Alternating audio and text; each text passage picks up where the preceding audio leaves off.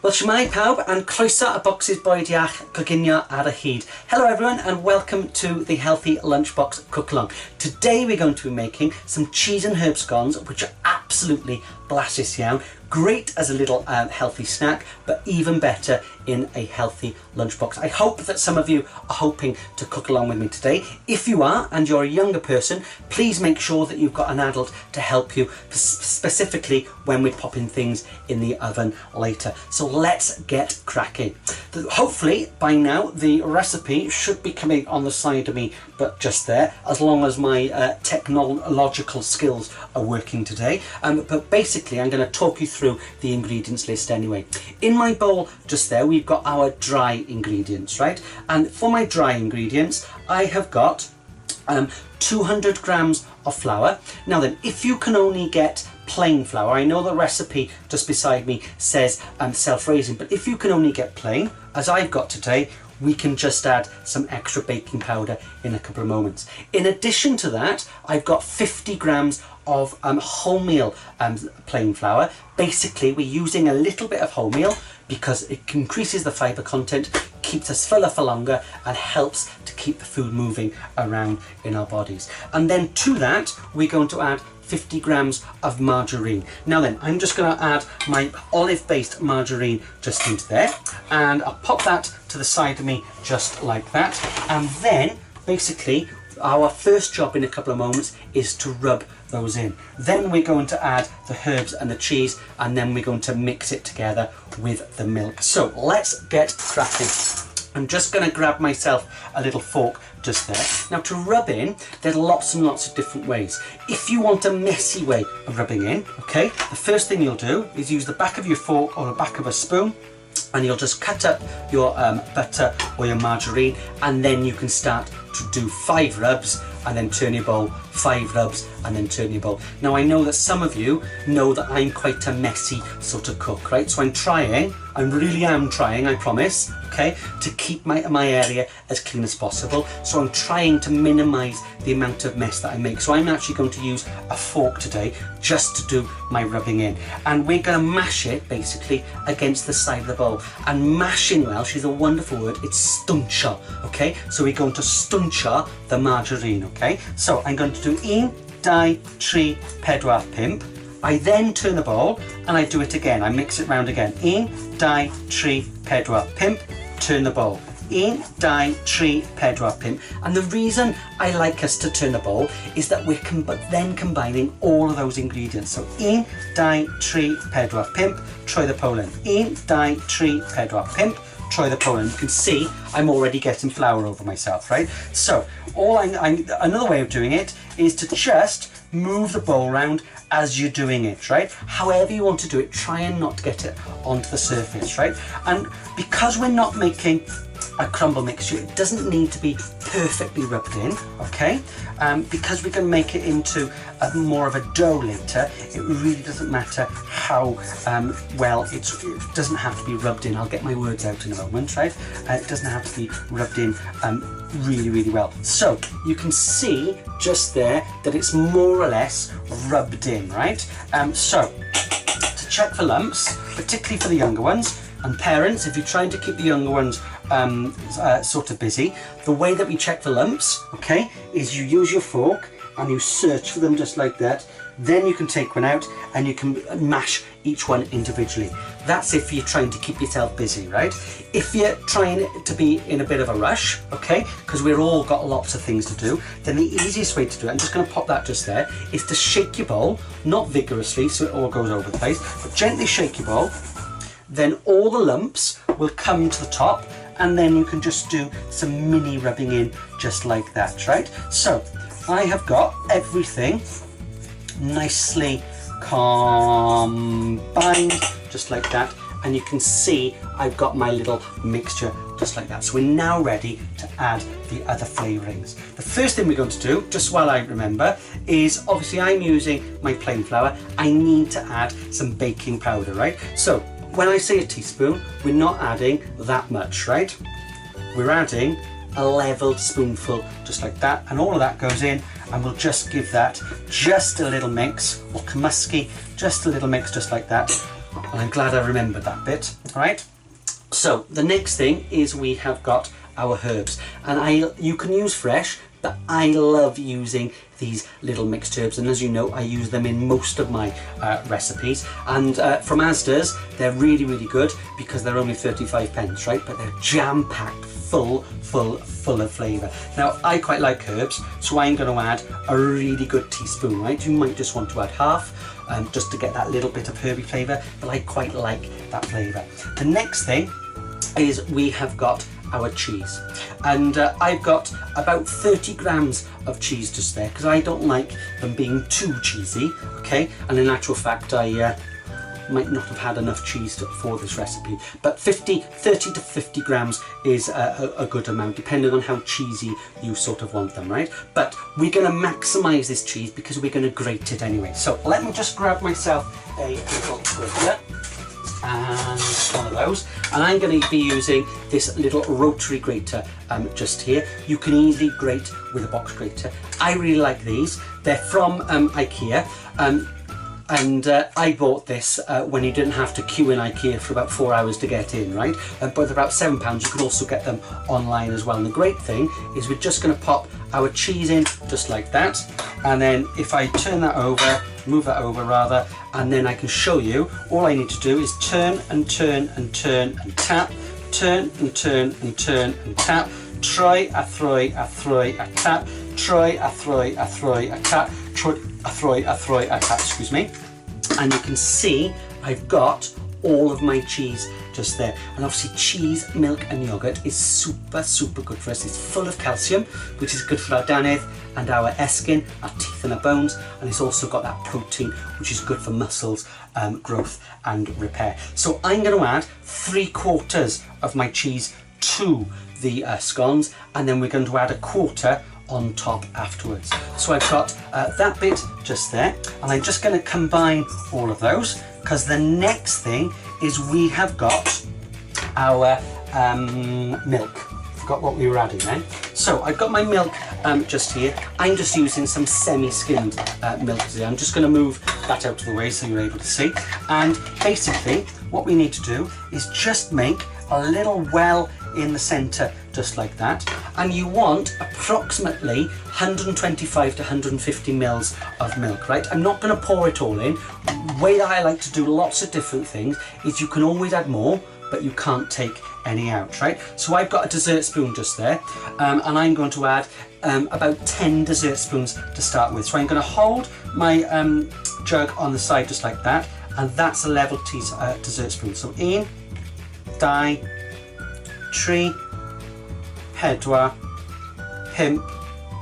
5, 6, 7, 8, 9, 10.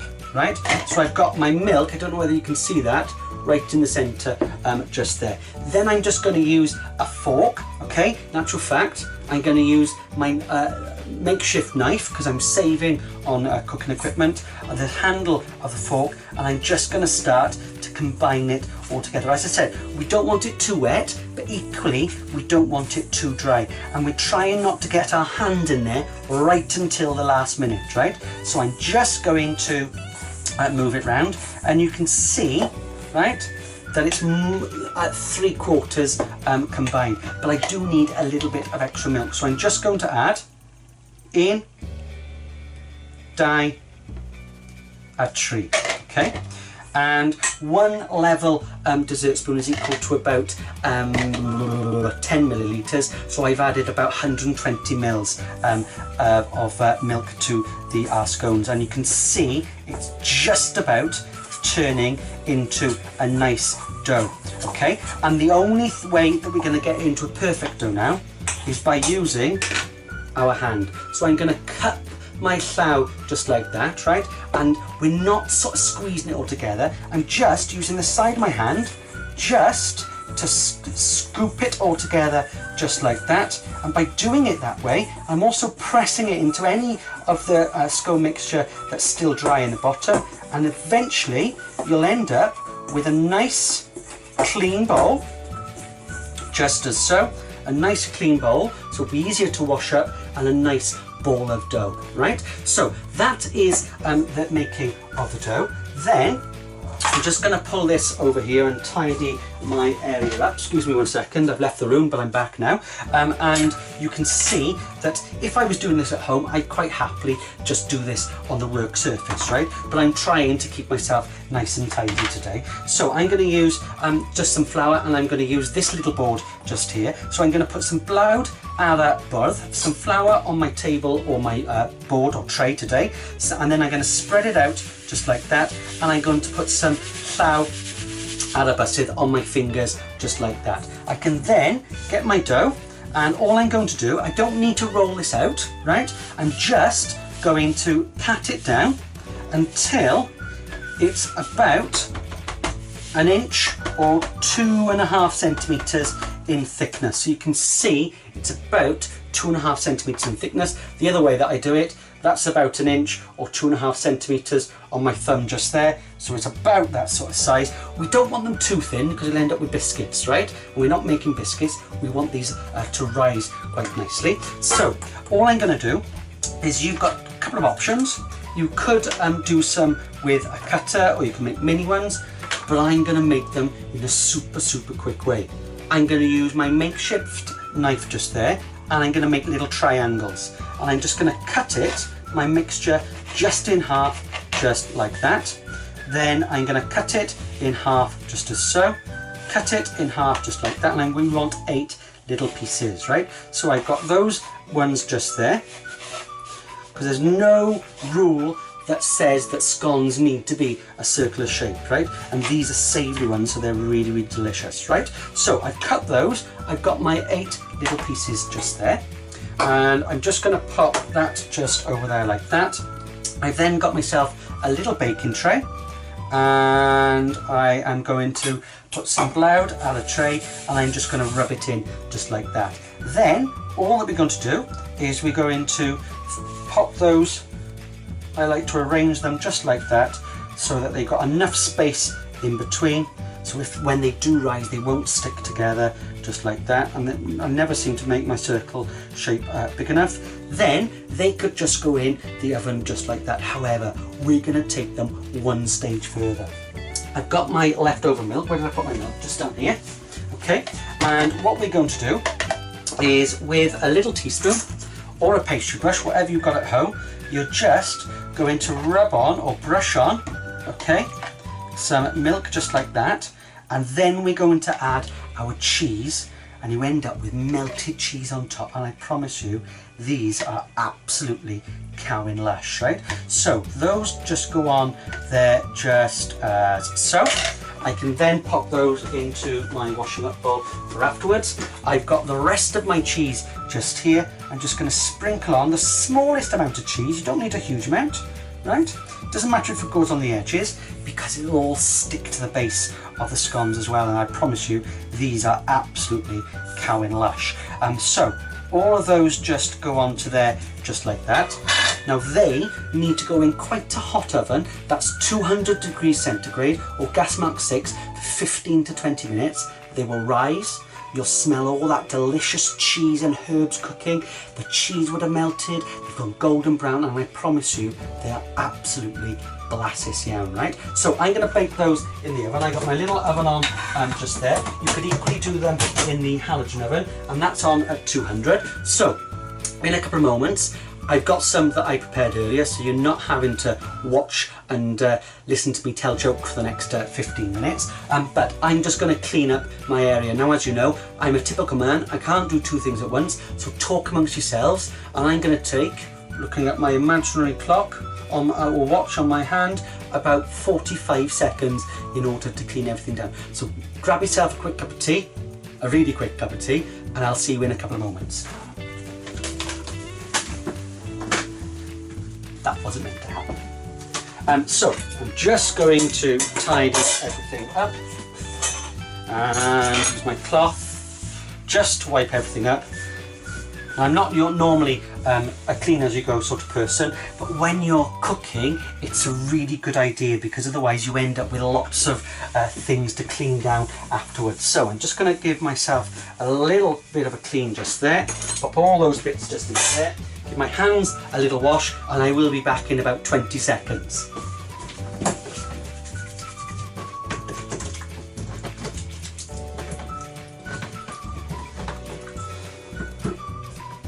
Hands a little dry, and I shall bring this over just to there because I've got my lunchbox. A little bit of antibacterial gel on my hands,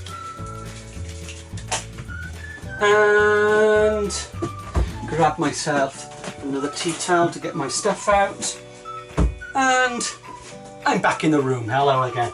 So, as I said, I've got some of my scones that I made earlier, and my bottom oven is just on a really low heat, but you can see that those are the scones that I made earlier. They're now nice and golden brown, the cheese has melted, and they can smell that cheese and that herbs, and they are absolutely blassus young. Now then, the great thing about these scones is I'm going to take those two and I'm going to have those in my lunchbox, which I'll tell you about in a couple of moments. But the great thing about these is that you can make a large batch like this, then leave them to cool, freeze them down, and then when you want these as a little snack, these go really well with soup as well, right?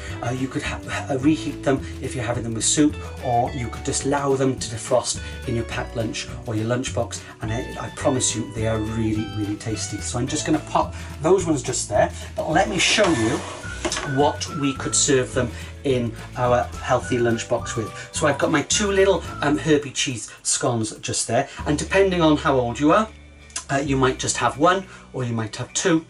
You could even do mini ones, so you could have two mini ones, right? But to go with those for our savoury, so we've got a little bit of energy just there, excuse me, and then as our savoury items, you can see, well, I hope you can see just in there, I've got some vegetable sticks. So I've got a combination of pepper, cucumber, and some carrots just there, and I've got some homemade red pepper hummus, or you could use some reduced fat hummus that you could get from the supermarket. And then for our sweet treat, we've got some malted loaf just there, and again it's either one or two slices depending on how old you are and how much appetite you've got. And then you've got some fruit slices, so I've got some strawberries, some sliced grapes just there, quartered grapes, and some sliced chunks of melon. Can't get my words out once again. And then we're going to serve that with the obligatory water, and then I've got my little fruit sort of ice pack to keep everything cold.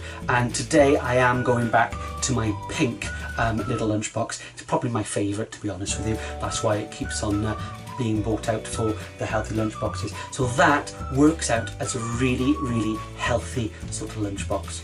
So that brings us to the end of today's cook along. I hope that you have enjoyed and I've inspired you to make some cheese and herb scones. I promise you they really are absolutely cowing lush. Don't forget that all the recipes are available on our Facebook page as well as our website, which is cookingtogether.co.uk. I look forward to cooking with you again in the future.